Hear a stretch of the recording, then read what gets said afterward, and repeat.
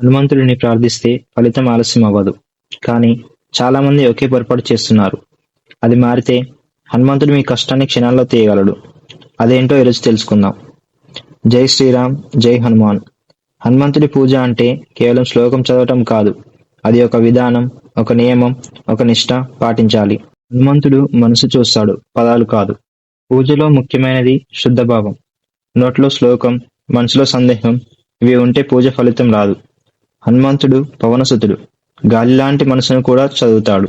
పూజకు ఉత్తమమైన సమయం బ్రహ్మ ముహూర్తం. ఉదయం 4:30 నుంచి 6 గంటల వరకు. ఈ సమయంలో హనుమంతుడి శక్తి అత్యంత ప్రభావంగా ఉంటుంది. అతని తపస్సు, శక్తి, ఓజస్సు అంతా ఈ వేళలో మీ మనసులోకి దిగుతుంది. కొద్దిగా ముందు లేవకపోయినా ఒక 10 నిమిషాల పూజ కూడా చాలును. హనుమంతుడు ప్రత్యేకంగా ఇష్టపడే 3 సమర్పణలు. ఫస్ట్, బెల్లం పానకం. గాలి తత్వానికి శక్తినిచ్చే పదార్థాలు ఇవి. Second, banana. ఆవేశాన్ని తగ్గిస్తుంది.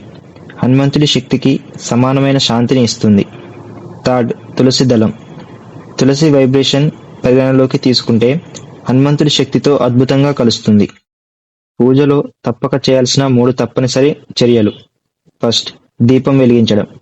హనుమంతుడి ముందు ఒక దీపం అంటే పతం, ధైర్యం, దృఢత 3 వరాలు వస్తాయి. సెకండ్, అంజలితో నమస్కారం. మీ లోపల ఉన్న అహంకారాన్ని దించడానికి ఈ నమస్కారం ప్రధానమైనది.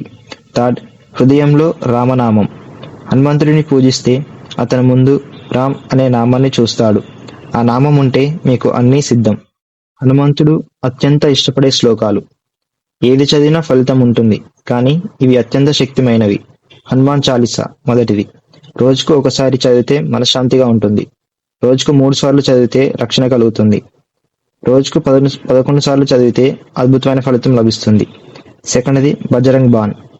నెగిటివిటీ, దుష్టశక్తులను పారద్రోడి శక్తిని పెంచుతుంది. థర్డ్, ఆంజనేయ ద్వాదశ నామాలు. ఓం ఆంజనేయాయ నమః, ఓం మహాబలాయ నమః, ఓం రామదూతాయ నమః. ఇలా 12 నామాలు ధైర్యాన్ని పెంచి భయాన్ని తొలగిస్తాయి. హనుమంతుడి పూజ ఫలితం త్వరగా రావడానికి రహస్యం. ఈ మాట గుర్తుంచుకోండి.